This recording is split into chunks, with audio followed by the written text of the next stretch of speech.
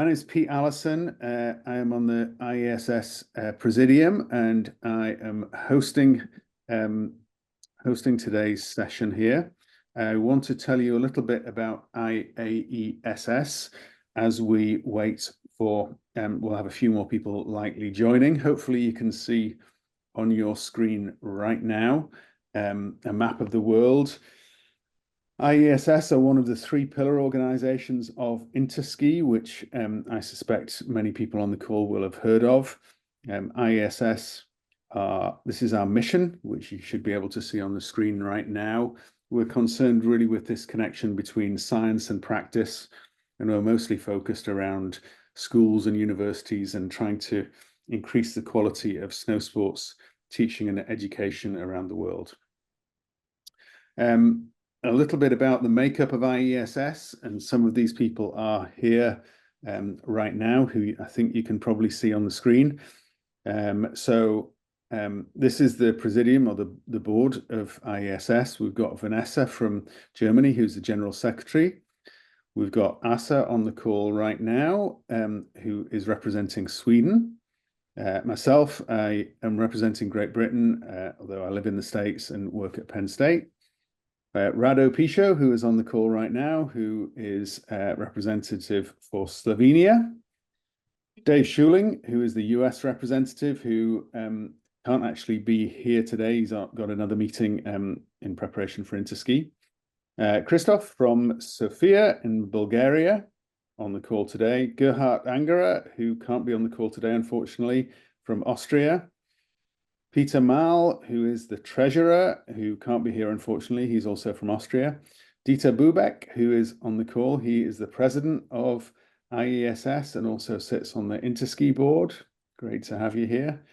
And then Klaus Arstrand, who is the honorary president from Sweden, who can't join us today, unfortunately. So that's the IAESS Presidium. And if you've ever got any question, you're free to and welcome to reach out to any of us at any stage. We're always interested to think about new initiatives and ideas. A few of the things that we do as a board: we organize worldwide online seminars, webinars, such as this one, and I'll say a little bit more about that in just a moment.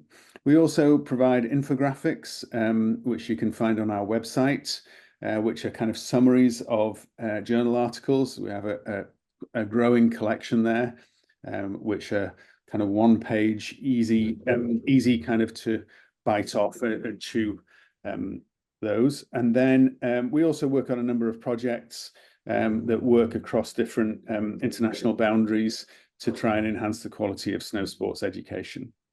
If you're interested in learning more about IAESS, you should be able to see our webpage on the screen right now. We also are on Facebook and on Instagram. So if you want to keep in touch with what we're doing and various events, really the easiest way is to follow us. Mostly on Instagram is the place where you'll see most of that information, or keep checking back to the website regularly. Just a word of thanks to Vanessa, who does an enormous amount of work behind the scenes, and also to Dave, who set up all the hosting for this webinar today and for all of our webinars. So big thanks to them both. This is our webinar today. Your skis respond to binding position, and so do you. The factory isn't always right. We are delighted to be hosting this webinar, and I'm going to introduce Lou in just a moment. I think you're in for a good time here. I think this is going to be really fascinating. I want to just mention a couple of things. This, like all of our webinars, is going to be recorded and available on our website. So if you want to revisit any of the content, you can do that on the website.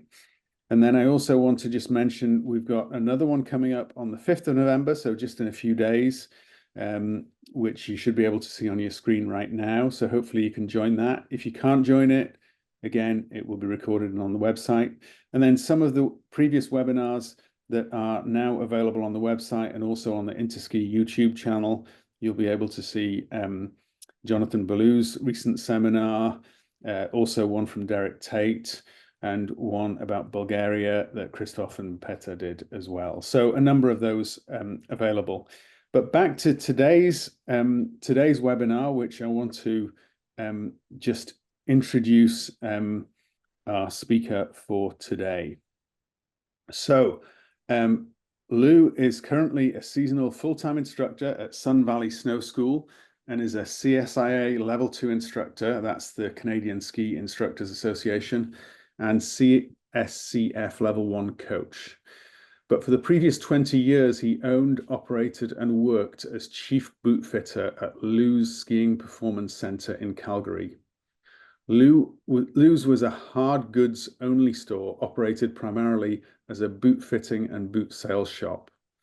While there, he authored approximately 15 articles on boot orthotics, boot fit, binding angles, and positions for several Canadian and US ski magazines. He's also done 3 podcasts with Tom Gelly, and a 4th is scheduled for the end of September. So if you're interested in podcasts, you can find those in all the usual places.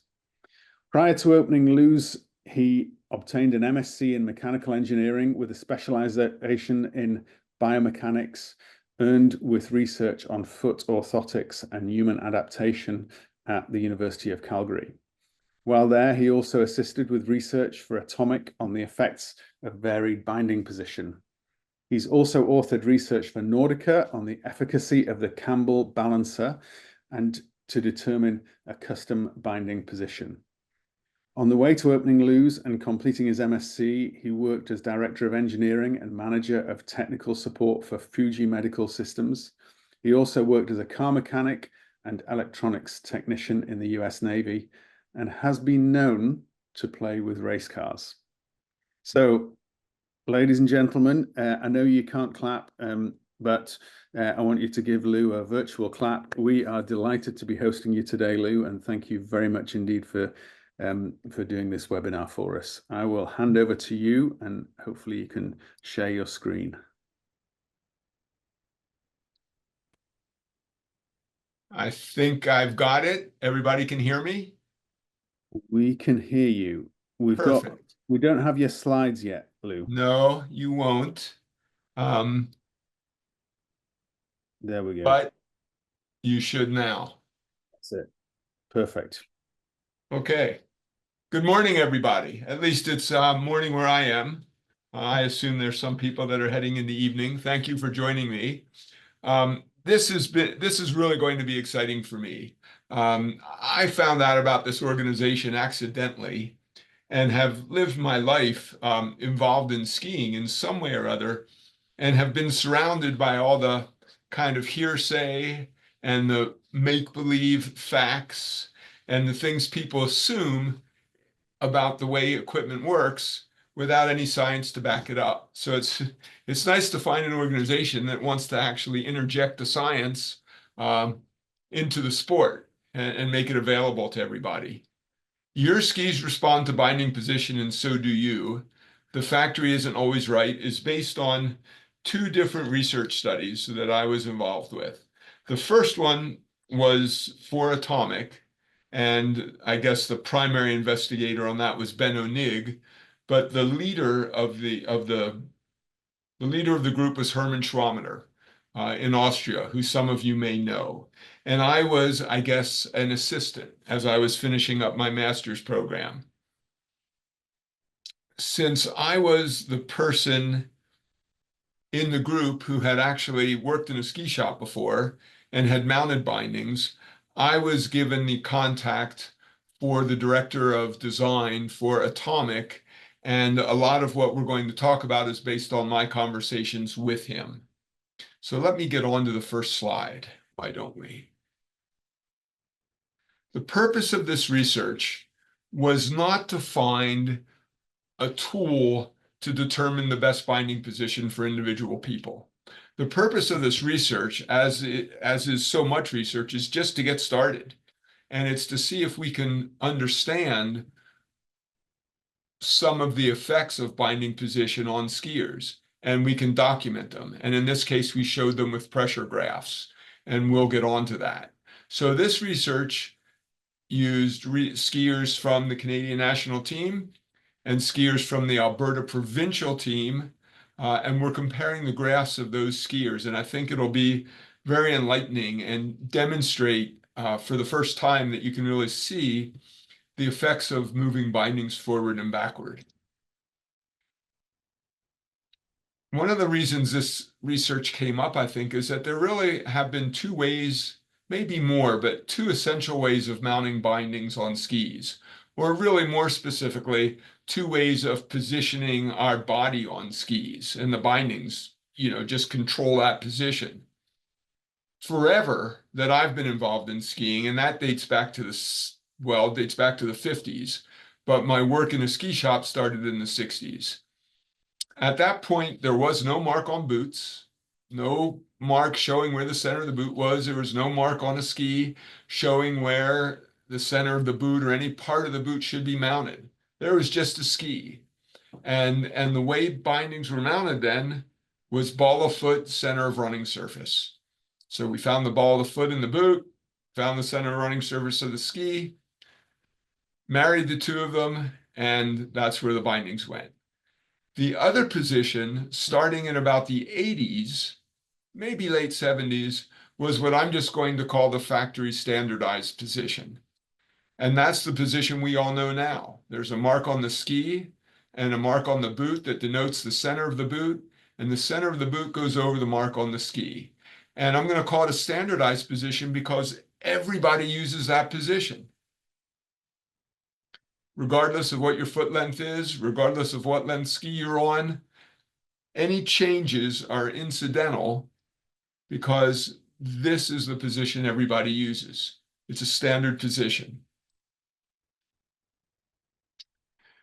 It's interesting to me because even though we mark skis now, and everybody skis, we think the same binding position, it turns out World Cup skiers do not.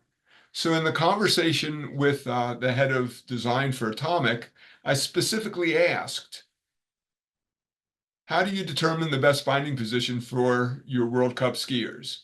And the answer was ball of foot, center of running surface. Now, this was a technique we've used, well, probably since the beginning of time of skiing, but it's a technique I used all through the 60s, 70s, and the 80s until my skis became marked skis in the standard position. But World Cup skiers still use ball of foot, center of running surface. This was in 1999 that I got to ask this question. That was 20 years after we started marking skis with a standardized position. I also had this same conversation probably 8 years ago with the head of the race department for Stuckley, because I had an athlete that was sponsored by Stuckley, and I asked him if he cared what we did about binding position. He said, couldn't care less. Put the athlete wherever they want to be. That's where they're going to ski. The second question for Atomic was, how is the position for recreational skiers determined? And everybody thinks, well, there must be some fancy design algorithms that are used, and a computer runs for days and spits out the best place for people to be. Well, it turns out that ski testers determine the best binding position. So they design a new ski, they send it out with a bunch of people that ski pretty well, they have a powwow, and they determine the best binding position. So this study is the one for Benno. And what we did is, it was sponsored by Atomic, so we had Atomic test skis with movable bindings on them. And we skied a lot of different skiers. These graphs represent 2 skiers. Subject 1 was a current skier on the Canadian national team, and it was a man who had won a few GS World Cups. Subject 3 is a skier, also a guy, that was on the provincial team. Now, for those of you that aren't familiar with racing, provincial team would be the next stop, would be the stop preceding the national team. So from the provincial team, if you're a good provincial athlete, the next place you're going to be is on the national team. So this is also a very good expert skier. For these tests, we moved the bindings. I think you can see the scale there, plus or minus 1.4 centimeters. And we did this without telling the skier what position the binding was going to be in. So they just were given the ski, told to make some turns, and we measured them. We had force transducers underneath the bindings, so we could see where the center of pressure was between the skier and the ski. The zero position would be when the force is directly over the center of the boot mark that's on the ski. And plus direction is towards the tip, and minus direction is towards the tail. So you can see the trails. Let's talk about subject one. Subject one, let's say, is one of the best skiers in the world. And you can see that from the shape of the graphs, even though the center of pressure moved each time we moved the bindings, even though the center of pressure moved, this man skis so well, he basically kept his balance fine. He made the same shape turn. He applied pressure identically. It's just that the pressure point moved around according to where he was standing on the ski. Let's look at subject three. Also a very good expert skier, but not remotely one of the best in the world.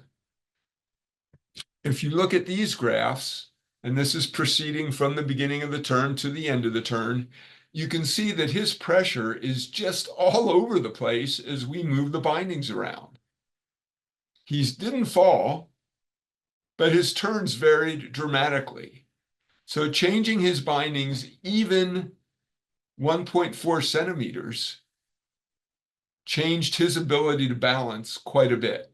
Now, it's fair to say that if he had a chance to practice, maybe his graphs would have looked more like subject number one's. But it's also clear to see that moving bindings has a clear effect on how people can balance and how well they can stay in a repeatable, strong position on their skis. After this study, I went back and did some of my own research again. And this is after I had opened my store. And I compared atomic skis using my boots. Now, I'm not going to ever say whether I like atomic or not. However, I'm 6'2". I ski a size 27 boot, so about a 313 or 315 sole length. I took a recreational frontside carving ski. I found the ball of the foot center of running surface position, and then I compared that to the recreational standardized position. The recreational standardized position was 3 centimeters behind the ball of foot center of running surface position that is used by World Cup skiers still. I think that's more than interesting, and it explains some things about the skis we'll talk about in a little while. But what is the effect of being mounted 3 centimeters too far back?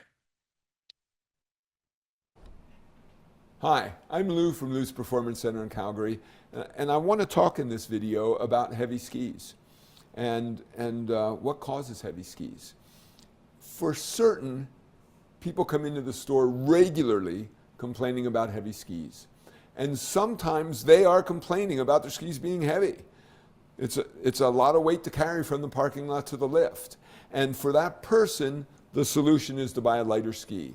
But most people are really talking about the way the skis feel when they're skiing. Their skis aren't responsive. They can't turn them as quickly as they'd like to, especially in situations like moguls or in trees or on just a steep icy run where it's essential to be able to maintain a constant rhythm to our turning in order to control speed and in order to go where we want. Those kind of heavy skis isn't really about the weight of the ski. I can tell you from experience, the weight of the ski makes very little difference in those situations. What does make a big difference is binding position. And very few people experiment with binding position. We just accept the fact that the binding position as determined by the manufacturer and then set up by the store is the correct binding position for everyone. And I can tell you it's not. And if your skis feel heavy, if you find yourself in the back seat often, if you feel like you have to prepare yourself to make the next turn, that is probably a result of your bindings being too far back on your ski for you. Not too far back on your ski for everyone, and not too far back on the ski according to the manufacturer, but maybe too far back for the way you ski, or for the way you stand, or for your foot length. So it's why at the store, at Lew's, we typically recommend adjustable bindings. It gives you the opportunity to run the experiment yourself and test binding position and see if there's a way to make even better the great pair of skis you just bought. So feel free to experiment with binding position. You can learn a lot and really instantaneously improve your skiing. Hi, I'm Lou. Oh, sorry, everybody. Let me see how I go forward. Okay. So let's talk about this a little bit more. In the good old days, and we have to talk about the good old days, so I'll say the 60s and the 70s and the 80s, we mounted skis using ball of foot center of running surface, just like I said World Cup skiers still do. And we had a 2 centimeter sweet spot. So we mounted skis ball of foot center of running surface, plus or minus 1 centimeter. Forward 1 centimeter, forward being towards the tip, if we wanted the ski to feel quicker and livelier, if we're going to use it for slalom, and we moved it back 1 centimeter if we wanted it to feel more GS-y. Not quite as responsive, but smoother and more stable at speed. Everybody, and I have to emphasize this, everybody was mounted this way. Every ski company used this technique. It was absolutely universal, and it was the way skis were mounted back then. But of course, there's problems with that. From a production standpoint, it's slow. It means I have to do a lot of measuring and a lot of guessing. And it's prone to mistakes because of all the measuring and all the I'm going to say simple division. But, and there were also judgment errors in where is the ball of the foot. And I'll show you that in a second. And it left manufacturers out of control of the way their skis skied. You can imagine, let's take this scenario. I gave this presentation to Sun Valley Ski School last December, just before Christmas. And before the presentation, I gave everybody my ski boot. And again, it's a size 27. And I said, please write down for me where you think the ball of my foot is in my boot and measure it from the tip of the toe lug. Well, look at the range. The range is from 7 centimeters from the tip of the toe lug to 12 centimeters. So that's a 5 centimeter range. We've already looked at graphs that show the difference just a 1.5 centimeter change makes. And now we've got 5 centimeters here. So that means that you could I could go into a shop, buy a ski in the old days, buy a ski and absolutely love it. And I tell my friend about it in another state. And he goes out and buys the same ski, takes it to a completely different shop, and they come up with a completely different location, maybe a 5 centimeter difference for where the ball of his foot is, and they mount the skis. And now we put our 2 skis next to each other and say, well, that's interesting. Look where your bindings are. Look where my bindings are. And meanwhile, he hates the skis. So it left the manufacturers without any control at all. The other issue is the running surface of the ski I just happened to measure was 187.4 centimeters long. I have to divide that by 2. Well, maybe I don't have a calculator, and maybe my division's not so good. So we're doing this tens of thousands of times a year. How often do you think we get it wrong? And then after we do that division, we have to lay out that point by measuring from the tip of the ski the result of dividing the running surface by 2, and we have to mark that on both skis accurately. And then we have to mount both skis the same. So there's a lot of hands-on work and a lot of slow work. And of course, time is money. So around 1980, what was the solution? Manufacturers started placing marks for the boot center on the ski, and they marked the center of the ski boot on the boot. The result was we gained a lot of time in the workshop. I didn't have to do any of that handwork anymore. And manufacturers had more control over how their skis skied. But the downside is we now lost complete control over where the ball of the foot is. And I think we've decided that that may be the best way to mount skis. So it means that, let's take people that I think are listening to this. A lot of the women that are listening are probably skiing a high-performance front-side carving ski. And chances are, not absolutely, but chances are that ski started life as a men's ski. And men did the testing for binding position. So they came up with some idea for where the binding should be. Now we're going to put the center of the boot there all the time. It means that the woman in a 23 boot versus the man in a 27 boot has a different location for the ball of their foot because we're controlling the center of the boot and no longer controlling the ball of the foot. So the woman is automatically mounted behind the guy on the same ski. Or a man with a shorter foot is automatically mounted behind the guy. And someone with a very long foot is mounted way in front of the 27. So we've lost complete control over what is the ideal situation. And that's what we would call a pink it, shrink it, right? Are women's skis really women's skis? Most of the time not. They're men's skis in a different color.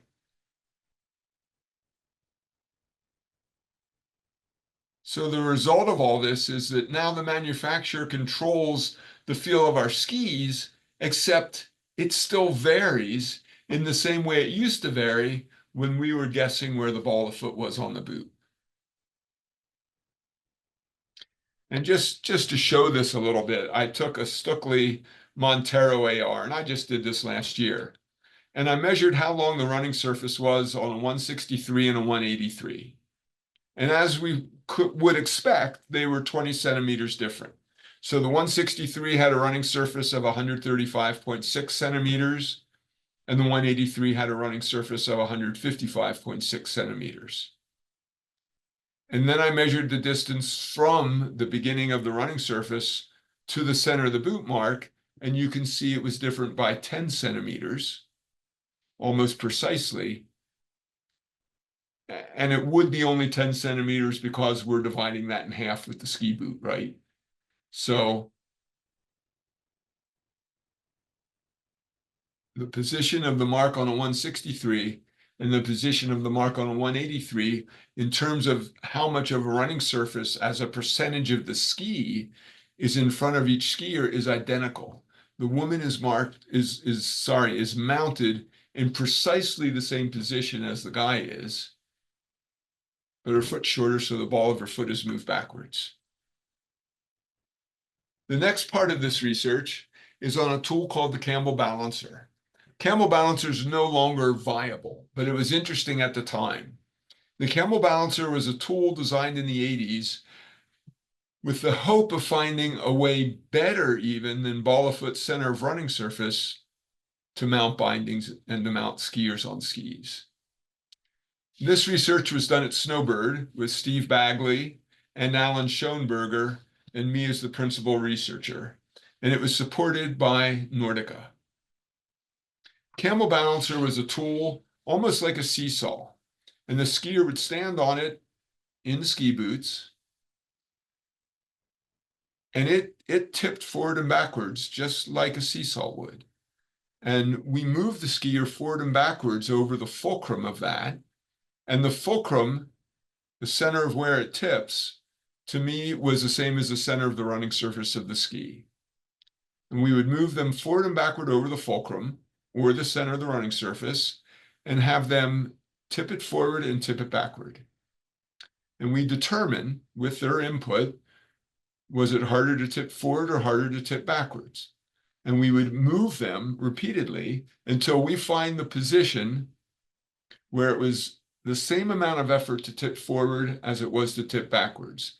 And that would be called the balance point. And instead of putting the ball of the foot over the center of the running surface, we would put that point on their boot over the center of the running surface. And that would be called the Campbell balance position. Just a quick story about people's point of view and what we assume. During this research, it was at the end of the year, I was riding up a chairlift with a very senior instructor there who I can't name because some of you will know who it is. And I was told essentially, this research you're doing is a complete waste of time. Everybody knows that design engineers calculate the binding position. Now, the problem with that statement, from my perspective, is this research is happening 3 years after the director of design for Atomic had just told me there is no such thing as design engineers determining the binding position. So, very senior instructor, been around a very long time, who is assured that her assumption is absolutely correct. At the end of this research, we went skiing with our subjects. Their balance position on Nordica skis was 2.7 centimeters forward on average of the factory stipulated position.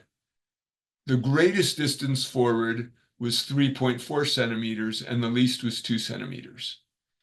We took these skiers skiing on a nicely groomed intermediate run and had them make what we can call ski instructor turns in front of us. And we would move them back and forth between the two binding positions. We did several runs and not tell them which position they were skiing in. At the end of each run, they were met by Alan, who interviewed them briefly to find out how the run was, how the position they were in compared to the previous position. When we looked at the results, 100% of the subjects liked the balance position, which was forward, more than they liked the factory position. At the end of the study, at the end of the research part of the study, we took everybody skiing for the day, and we gave everyone a choice of where would you like to have your bindings positioned for the rest of the day. Everybody chose the Campbell balance position. At the same time, as we were doing this research, there was someone, a snowbird local who has a local newspaper, who interviewed the head of design for K2 because they were there at the time testing next year's skis. He talked to them about binding position because he knew our research and was told by the director of design for K2 that they had just moved bindings back from what they normally do because American skiers sit back. So they wanted to accommodate that. Now, this is a chicken and egg thing.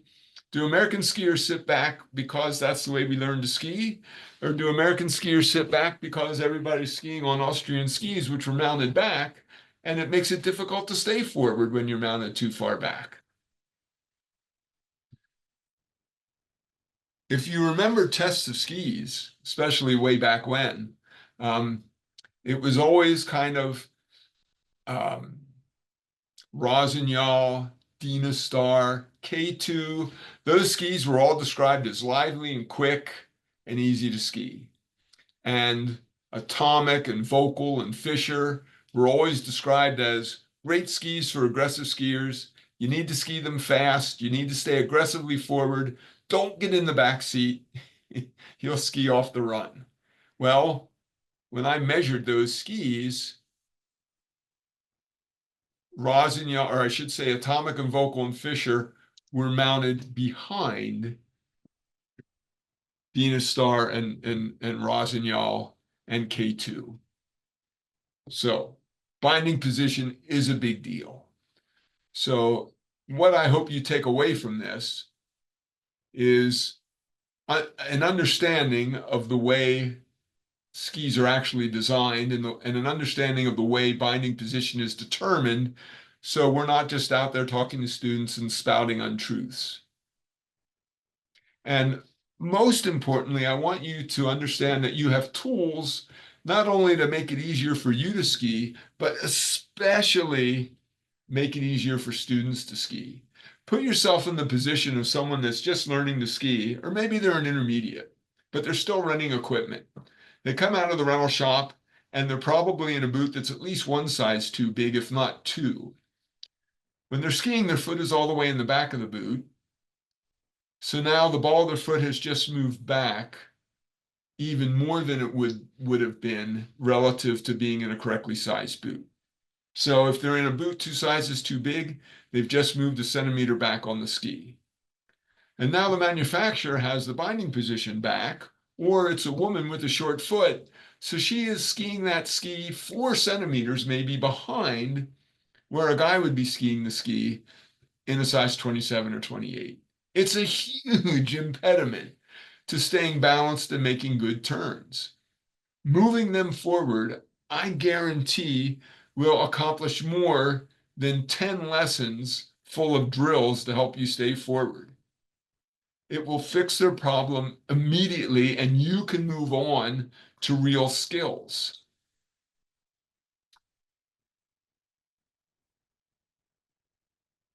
I gave this presentation 20 years ago, essentially this presentation, to all the race coaches in Alberta. At the end of the presentation, you probably know that Lake Louise is the first downhill of the year every year. All the national teams come to Panorama and for the 2 weeks before the Lake Louise downhill, and they train. And our local FIS teams go over to Panorama at the same time.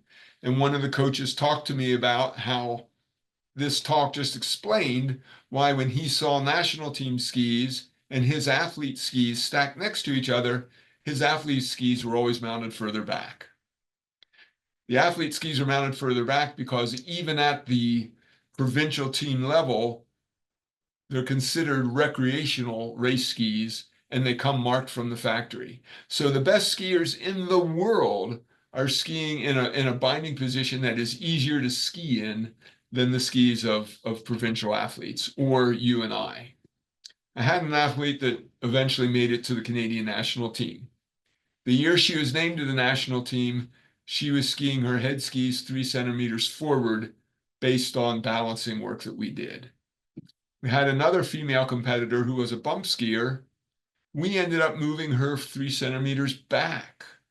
Why? Well, bump coaches always follow the rule of automatically mounting skis further forward. The skis and further forward automatically by a centimeter. The ski she was on were Dina Star bump skis. Dina Star knows they've designed a bump ski. They've already moved the bindings forward.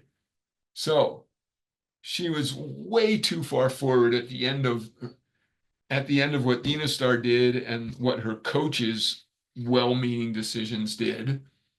And we ended up moving her 3 centimeters back, and she skied that way for the rest of the season. A friend of mine that owns a ski shop took a bunch of his friends cat skiing. He owns a ski shop. He takes all their skis with him, and nobody has to bring skis. He gave skis out to everybody from all different manufacturers. I won't name the ski that everybody hated, but everybody hated one particular pair of skis. And that means the ski became his to ski. And he decided to experiment with binding position. He had been a national team bump skier, and he knew a little bit about ski setup. So he started moving the bindings forward. When he got to 3 centimeters forward, the skis were skiable and he liked them again. But in the factory position, because what do we do with bumps or with powder skis? We always mount them back so that the tips come up. Well, the tips come up more easily, but they're a bitch to turn. And then just this season, in Sun Valley, I met a woman instructor early in the year when we were training, and she just made a comment to me. She was going for her level 3 this year. She made a comment saying, I have a hard time keeping my shin against the tongue of the boot.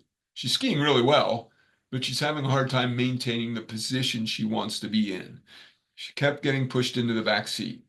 I said, why don't we move your bindings forward? I was surprised she agreed so readily. So we moved them just one click forward. She's skiing Stuckleys, so that's a Solomon binding. One click, I think, is 4 millimeters. So we moved it forward 4 millimeters. She said, yeah, that's better. I said, I bet we can make it even better if we move you further forward. But we didn't have any time to do that. And we didn't ski together again until the end of the season. Just a week or two before, I think 1 week, before she was taking her level 3 exam. We got together to ski specifically for the purpose of moving her bindings and trying it. We moved her bindings another 1.5 centimeters forward, and she just freaked at how nice it was. And she ended up, even though she had been training all year in a different binding position, she ended up taking and passing her level 3 2 centimeters forward.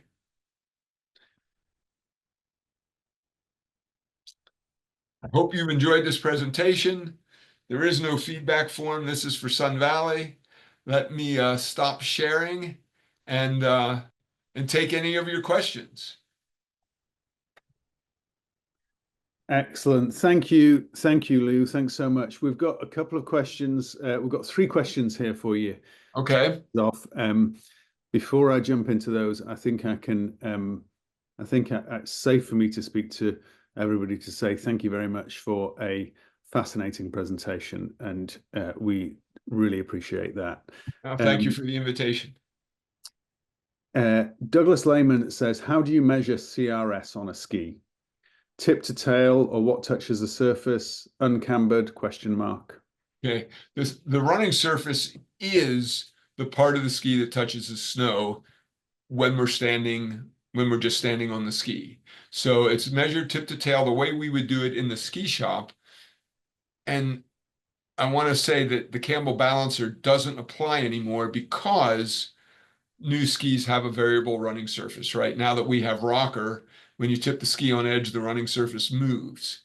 But the way to measure the running surface is to put the ski base to base, close the skis, so get your hand in the highest camber position of the ski, squeeze them shut, put a card down between the tips, and where the card stops would be the beginning of the running surface.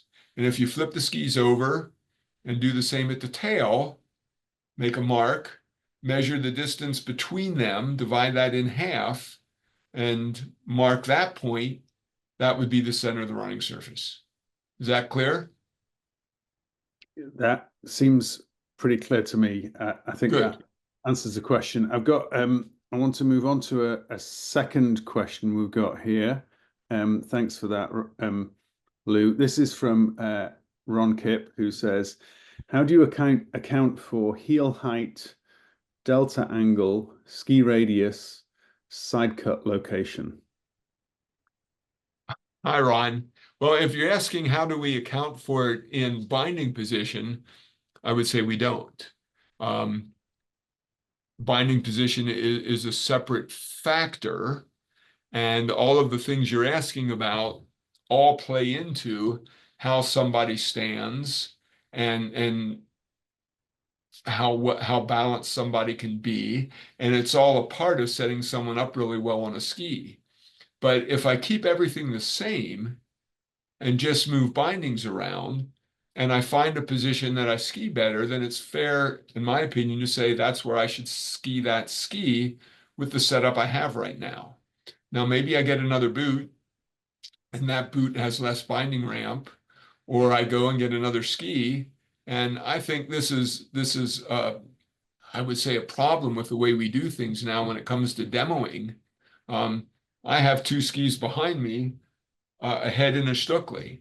The Stuckley is a flat binding, so 0 delta, and the head has 4 millimeters. So the head binding, the Tyrolia binding. So it means that every time we demo a ski, we think we're demoing the ski. Like here's two different skis. And if I like one more than the other, it's because there's a difference in the ski. Where what I'm really demoing is binding position and binding delta and possibly the tune. So we're being misled about which is the best ski because we're testing all these other factors at the same time. Does that answer, Ron? Ron, you should be able to unmute yourself if you want to. There we go. Yeah, very good. Thank you, Lou, for that. Intervening variables are always a concern, and so we want to know what we're looking at and try to eliminate or control those as much as possible. So appreciate your response. Sure. Great. Thanks, Ron. Got a couple more questions for you here, Lou. So this is from Zay Products, who you know. During this testing, did anyone take into consideration if the testers were aligned in their boot so the ski runs flat on the snow? If you did not check this, some of the tests would be flawed. The answer is we didn't do that. But I disagree, I think, with the point of the test being flawed. There's only one variable here, and the variable was binding position. So if everything else remains the same, and we vary only binding position, and someone finds a preference, then I think it's fair to say that the preference is due to binding position. It is true, as Ron also mentioned, that cuff alignment and footbeds or no footbeds and binding delta and all of these things have an effect on how we ultimately set someone up, and that binding position would not be the only way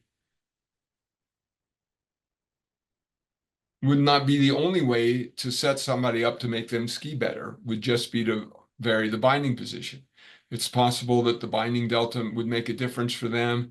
It's possible that the boot ramp angle would. It's possible that forward lean of the boot would.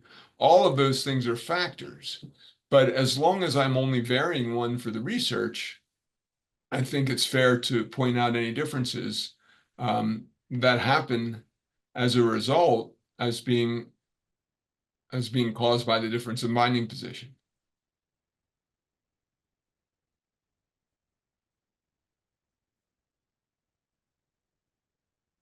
Great, thanks. Thanks. We got a response saying, agree with your premise. Yeah, thank you. Great, thanks, Lou. I'm going to jump about a little bit. I'm just managing. We've got questions coming in all kinds of places here. They're bouncing around. Okay. So the designer, the designer does not calculate where the boot should be fixed. Does it mean the design do not use physical model of skiing? I can't answer that.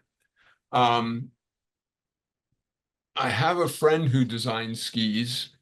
He used to work for me, and he absolutely designed in the binding position. However, he was designing custom skis. So when he designed the ski, he knew the boot sole length of the person he was designing for, and he knew how the skier skied, and he knew how the person wanted their ski to ski, and he knew how well the person skied. So he used all of those factors to determine how he would design the side cut and where the person should stand relative to that side cut. But manufacturers don't have a way to do that, since everybody that's buying the ski is somewhat different. So I didn't get to ask the question, do you use computer models to determine binding position? But I think it's answered by the fact that the head of design for Atomics said we use ski testers to determine the binding position.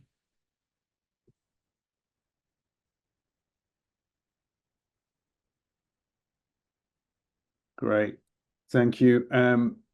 Another question here. What about skis where the manufacturer has designed the binding mount position in line with the center of the side cut? Well, that's the way they've designed the ski. But I think, yeah, sorry, I would change my answer. I've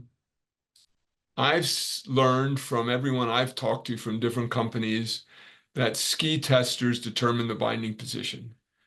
To me, that means the ski is already designed.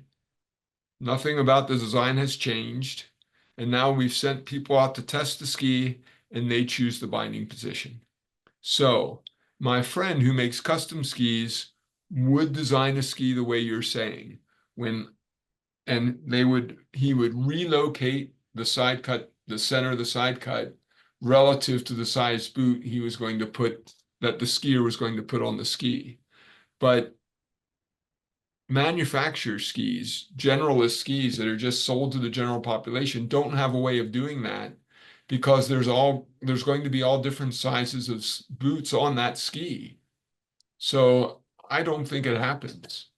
I think we know they use ski testers. They find a place for they find a design for the side cut that they think works for the way they like their skis to work. And then ski testers go out and pick a place to locate their boot relative to all of that.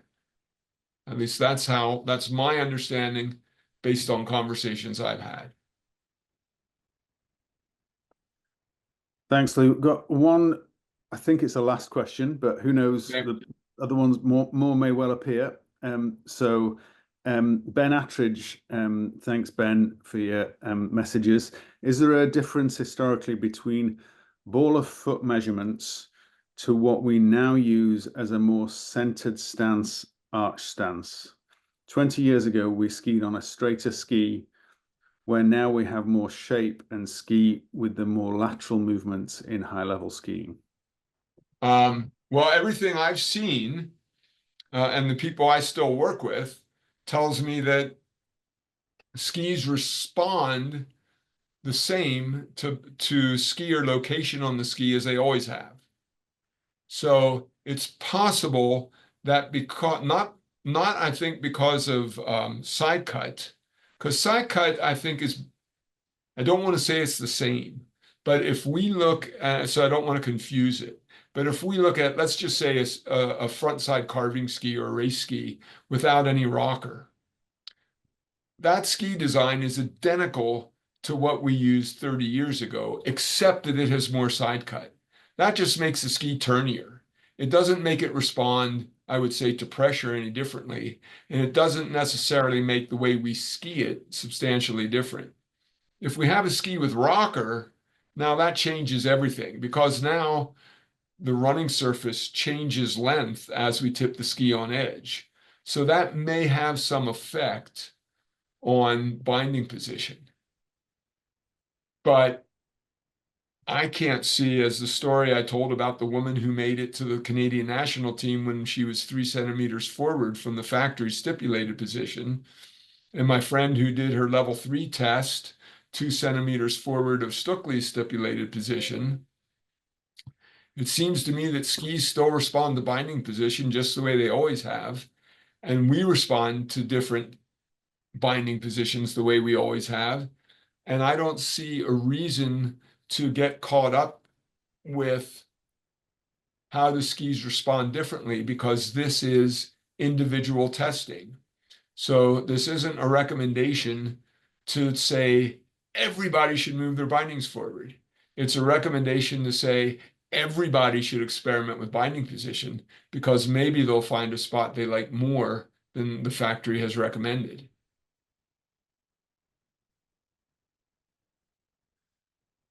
Thanks, Lou. We've got one last question, then we'll wrap up and try and wrap up on the hour here. So Carol Levine, our friend, says, so working with a skier, you would need to start with a good boot setup so you could test all other ski and binding variables. In other words, what is the sequence of setting up that you use? Oh, absolutely, that's correct. There's nothing more important than ski boots, in my opinion.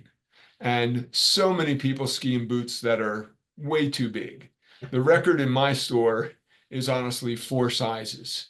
And that's the record, so we never had 5. But I saw several skiers that came to me in boots that were 4 sizes too big. And one in particular was a woman, an Asian woman, very tiny woman, very tiny, less than 5 feet tall. And she came to me in a size 27. And I said, I think your boots are too big. And she said, oh no, I hit my toes all the time. I need a bigger boot. Well, the reason she needed a bigger boot is because her foot's so damn loose in there. It's moving all over the place. And she's so far back on the ski because the boot is so long that she can't keep herself balanced. So she's sitting way back and bashing the hell out of her toes. So I think, and this is part of what I do when I'm teaching. As soon as I have a student walk out to me at Sun Valley, the first thing I do is look at their boots. I don't have them take their boot off. I don't do a shelf fit. But if it looks to me like, man, that boot's surprisingly long for the person that I see in front of me, I may comment and we'll do a shelf fit and check. So I think you have to start with being in the right size boot. There's nothing I can do in a rental situation about being in the right volume boot, but I can at least get the length right. And after that's right, then I can adjust binding position. If I had an expert skier, then there's the whole setup that Ron is talking about. And we have binding delta to look at, and boot delta to look at, and boot stiffness to look at, and boot forward lean to look at, and canting and cuff alignment. And there's a whole range of things we can look at to make the entire setup optimal. But that doesn't separate the fact that binding position is part of that setup. And it's unique to that ski. I could get on a vocal and choose to move my bindings forward 2 centimeters maybe, and I could get on, let's just say, a head and find out that that particular ski works best in the factory position for me. It's absolutely unique to the ski, but it's part of setup. Thank you, Lou. I want to wrap things up. We are on the hour. I want to pass over to Dieter, our president. Dieter, I don't know if Dieter's in the car in the dark there, but Dieter, would you like to close the webinar for us? Yeah, thank you. I think all the questions show that this is a really, really interesting topic, and a lot of people are interested in this field. So I think feel free to get in contact with Lou, and Lou, I want to thank you for your presentation. It was really very interesting, and your experience in that field is really, really valuable, I think, for everybody. So perhaps we can ask people to get in contact with you, to write emails, Sure. or via our organization. And I want to say thank you for everybody who participated at this online meeting. And I would be happy, and we all would be happy if we can see each other on November the 5th when we have our next online seminar. Yeah. So again, Lou, thank you very much. Pete, also to you and everybody who participated. Thank you, and see you.